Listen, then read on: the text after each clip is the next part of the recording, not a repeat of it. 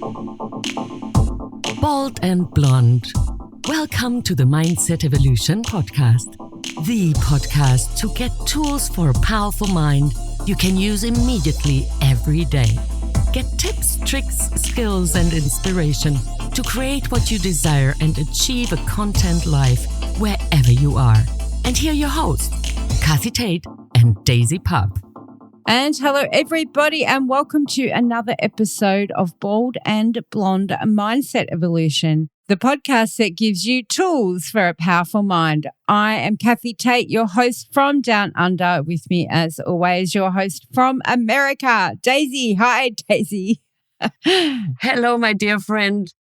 I'm so glad to see you, glad to hear you. And do we have our wings on? Because, dear listeners, sometimes we want to double check that all our equipment is the way we want it so that we can have a great production.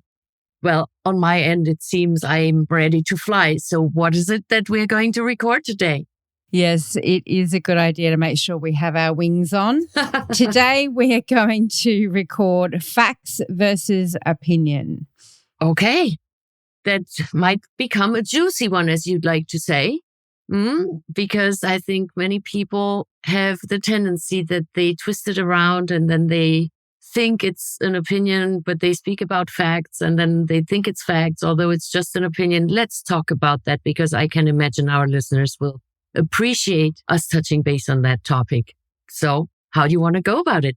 Yeah, I think so too. And I know myself that I have to be careful because even when I think I know something, my memory isn't as sharp as it was 30 years ago. And so sometimes I'm wrong. And we've done this in an episode. We've talked about the need to let go of being right. And I think that it's a struggle a lot of us have. And I'm definitely including myself in this, putting my hand straight up.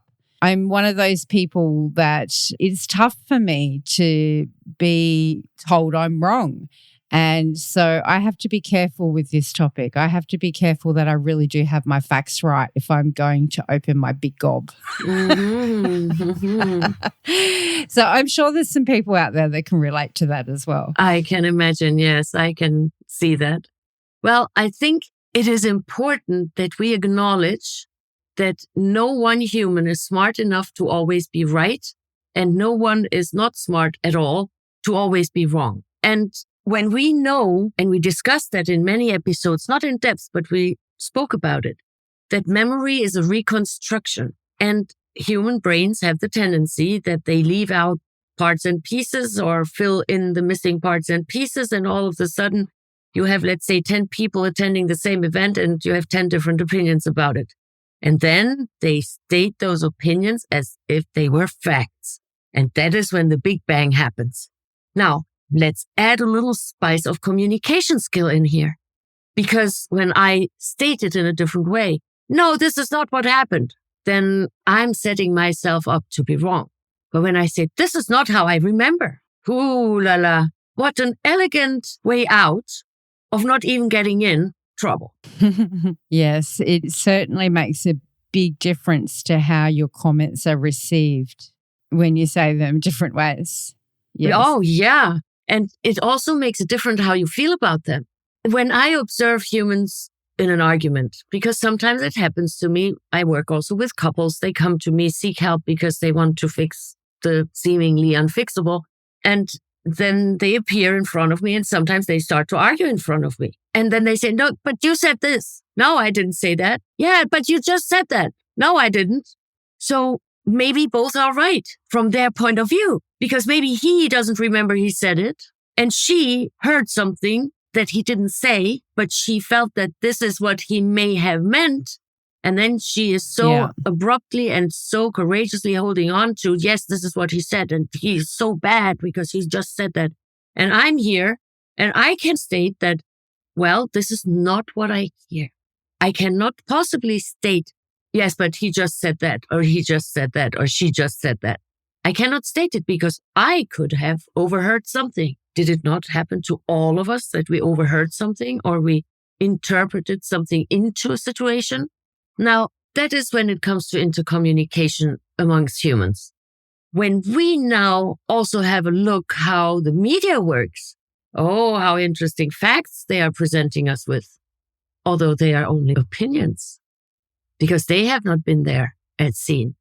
A client of mine some moons ago witnessed a crime, and he remained on scene, and he was interviewed by the media, and how the media twisted even the questions because they wanted clearly to portray something that wasn't the case, that did not happen. That is when my client told me, I will no longer watch the news. That was first-hand experience. And now the question is, did he see the facts? Yes. Did he have an opinion about the facts? Yes. So you see, when he then nevertheless observes something that, okay, I saw a car drove from left to right and hit the dog. I'm just making this up. And now comes the media and said, yes, but the driver came with a helicopter, to maybe make it a little bit more ecstatic and more sensational, fear-mongering. So when we listen to people, when we watch movies, when we watch shows, before you believe it, I think you do well when you question it. It becomes even more dangerous when we, in the meantime, do something else. And it sneaks in the background. And then it trespasses our evaluation center, where we would be possibly aware this can be true or this can be true. And then it sneaks in. And then because we heard it once, we may state, yeah, this is the way it is. And maybe it's not. I think that's an interesting point there, where repetition of something can make it seem very normal. And we have to be very wary or aware of what we're allowing to become our normal. I forgot in which year it happened, but people can go online and find it. It was the Seattle windshield epidemic, 1950 somewhat, where somebody looked at their windshield closer and put out the magnifying glass and saw on the windshield some chips. And then he said, oh, let me go over to Johnny and let me see his windshield. He saw that there too. And then people in the entire neighborhood found out, oh, it's on my windshield as well. And then it became an epidemic. And then people came up with the strangest ideas that it was caused by sand flea. That was seriously one of their opinions that they then stated as facts. It must come from that. Others thought it must come from ETs. The UFOs were around. And others then believed it was caused by a radio tower from the military close by. Now, they forgot that these windshields always looked like that, but no one ever looked for the little chips in the windshield. So that's very dangerous. And police officers were out there. They were chasing the mystery of the windshield chipping. Sounds maybe a little familiar. Feel like it got a bit out of hand. Well, in recent history, one can also research a little deeper and can find that maybe you find what you're looking for when you want to find it. And maybe you don't look at it, oh, it was always there. And then now you think it's all of a sudden something brand new. I'm not going to be more direct in this episode. That's a different platform where we can have discussions like that, where I speak more openly about it. Now, so many people on TV, on radio, in neighborhoods, in the community, and I'm not even going to the politicians. They state so many things as if they were facts, although they are not. And I just would like to pique the interest of our listeners that they start questioning more often and do their own research. Nowadays, so much information is available to us, almost really at the reach of our arms, because we have it most often in our hands through a cell phone or a computer. It's not anymore that you needed to get access to that secret library. No, you can find a lot of information when you look for it. That's my opinion. Nevertheless, though, I think it's also fact that there's a lot of information out there that we can access for free. One of the tough things, I think, is there is a lot of information out there everywhere, literally. Like, you can go to multiple different search engines, look for a phrase or something you perhaps want to check that you heard, see if it is true. And you've got to be super aware of the results coming up. There's one thing which is big media, all owned by 6 corporations. There's also independent media, which I feel some of them are quite good and verify their facts before they do a story. But there's also a lot of opinions out there posing as facts. Now, I think the most important thing I said just then is posing as facts because they believe it's true. That doesn't actually make it a fact just because somebody believes it to be true. So you need to be aware when you're looking online and be on top of the different sources that are out there and not just believe what comes up on page 1. Right. That's only the first 10 things, often out of a million things. Yeah. So don't just believe page 1. That's what I wanted to get out there. I think that's a very good point. And it's also maybe a good idea to maybe ask around if you have friends or acquaintances or somebody in your community who tried to get something into the paper. Not that easy. We were trying to put something into the paper about my foundation, what the foundation just achieved. And it is almost not possible because it's not sensational enough. Yeah, and I've noticed that trend just over my lifetime. And of course, Mum speaks about her experience too, because TV became a thing within my mum's lifetime. Within my lifetime and half of hers, TV is relatively new. And I actually studied marketing. So during that subject, we sort of looked at the changes in television programming and advertising. And the way it has evolved is alarming. And not just those two things, but also the media. And that's primarily what I'm talking about here is what you've just mentioned about sensationalism, because there's so many competing shows and competing channels and everything's competing. And so to get your attention, this is what they do. They sensationalize it or over-sensationalize it, or just don't give any air to anything that's still meaningful but not sensational. And I think that's kind of a sad trend. We're becoming people that need to have our attention grabbed and then we don't give it to you for very long either. So it is relatively challenging to be heard in the first place. And then to compete with what else is out there. How long are you going to have someone's attention for? I feel very privileged that we get so many people's attention for half an hour every week. I do believe that what we talk about is meaningful and will make a difference for them. And so I think that this is a good platform to warn people to be super aware of what you're being told and taught, what you're listening to, like you say, whether actively or passively, it is all seeping in. We need to be aware of these things so that we can make the best decisions for our own lives and for our own families. And we need to be on top of the game, like not just believe what we're told. So many people out there just sit in front of the television and believe everything they're told on that box. And again, not fact all the time. Like how much of it is maybe the documentary section might have some facts in it. Maybe some. Good old David Attenborough. Yeah, it's great.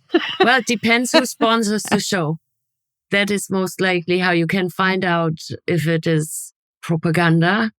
Also, wow, what an old word, and still very actual and factual. I think it is very essential, that we become more articulate when we speak. Because when we become more articulate when we speak, we will be also more aware when something is not articulately presented. There are some TV shows or news shows. They get their news from one source only. And then they repeat exactly the same phrases, the same wording, even maybe the same tonality. It's very interesting. So who is it actually who decides it's a fact, or who is it who maybe observes and regulates? Hey, wait a minute. This is just an opinion. If it's only your opinion, or if it is your beautiful opinion or your bad opinion, it doesn't matter. We don't evaluate that. But if it is your opinion, you must state it as such and are no longer allowed to state it as facts. I think that will be a great new job industry actually for the future, where there will be people observing, okay, now we're going to fact check the fact checkers. And we will be independent fact checkers checking the fact checkers, because then we will be many and there will be more opinions. There will be more points of views, and then it can be evaluated and not just paid by 1 or 2 or 3 big corporations that are globally giants. Yes, I was actually going to also mention the fact checkers, because they're another trap that everyone needs to be aware of. I don't believe they are true fact checkers. I believe they're sponsored by certain organisations to push a certain point of view. So just be aware, if you're using them, that you should also find other sources to verify your facts. So, yes, this seems a very important conversation considering the state the world is in right now. I didn't particularly intend it to go in that direction, but here we are. Yeah. And let's have a look. A coin has 2 sides and it has a rim. So let's have a look at all sides to the coin, not only both sides. From the rim's perspective? From any perspective. Have a look from that side of the coin. Look at trying this. to get the rim in there. Well, because a coin has 2 sides, like they like to say there are 2 sides to a story. Okay. And then there's the rim. So let's have a look at that as well. Maybe we can define it, everyone individually, subjectively for themselves, what that part can be in the game. I think it is important to realize that there are millions of opinions, because that's what we do as human beings. We form opinions. And I think that if we could all just have a bit more tolerance for other people's points of view, what a wonderful world it could be. Yes. You know, because why do you need to fight about it just because you don't agree? Yes, I'm totally with you. Who said that was a thing? Yes. And now here's the thing. I'm totally okay to have my opinion, and I can even state this is my opinion, and I'm not saying it's a fact. Now, therefore, when I'm clearly acknowledging that this is my opinion, this is not fact. For example, fact is, in my world, how I'm educated, that right now, right here, you and I, we sit here recording an episode. That's my reality right here, right now. But my opinion is, it's a little bit too late. Maybe my opinion is it's a little bit too early. When I'm bringing it out into this world that this is my opinion, and I'm okay with my opinion, then I will be more likely okay that you have a different opinion. Then it's not, well, you're stupid because don't you see, this is facts. This is a pen. Yeah, to me from afar, it looked like a cigar, just as an example. No big deal. Stop making big deals out of nothing, and let's start focusing on the big deals. Generate them. Let's make this world this wonderful place it can be. And we are so many. We are so many. I see it all over the globe, all over. It's beautiful. Yes, and we have to quickly welcome country number 92 to the family, Armenia. Am I saying that right? Armenia. I'm not very good with accents. I don't know. I think in English they would pronounce it Armenia. I'd also, besides Armenia, welcome. Thank you so much for listening in. And yes, please share and speak about our episodes and read the transcripts on our baldandblonde.live website. Besides that, I'd also like today, I usually don't do that, but today I'm going to shout out to a super fan of ours who I happened to have met today. A young lady, Kelly. Kelly, you are just fabulous. And I'm so glad and I feel blessed to have met you again today. Thank you very much. And you too are making this world a better place. Together we are strong and we are many. Thank you. Yes, we are many. And if each one of us does this self-examination that we always talk about and make yourself a little bit better, the end result of that is billions of people trying to be better. Like, it doesn't need to be a giant big thing. Everybody can do something. Start with something small that you can do for yourself, for your family, for your community. Let's start small, start local, and the more of us that join in, then the bigger result that we're going to get. And it will be global because we have 92 countries listening to this and hopefully being inspired to also do that wherever they are, whatever their reality is. How can you make your life a little bit better today and tomorrow and every day? Now, the question is, did you now state facts or an opinion, or is it a thesis? Well, it's definitely an opinion. Most of what I say is an opinion. But you see, now that is so good when we clarify it. I'd also like to share an opinion. This week, I was speaking in front of a group of 52,000 people live. And what a great honoring experience. I felt so honored and humbled by that. And it is about humanitarian projects. Interestingly, though, by my opinion and by my observation, there were many little projects that are very dear and very sweet and very important. And what I'm observing is that we're dividing our attention into too many directions instead of having a look at that one single thing. That's my opinion. And we shall see if it is fact or not. We shall see. I believe love is the answer, no matter the question. When people learn how to love and how to be loved, then all the other issues fall into place, because no loving human will ever allow children to be abused, spouses to be accused, humans being trafficked, animals being tortured, and I could go, the list goes really from A to Z.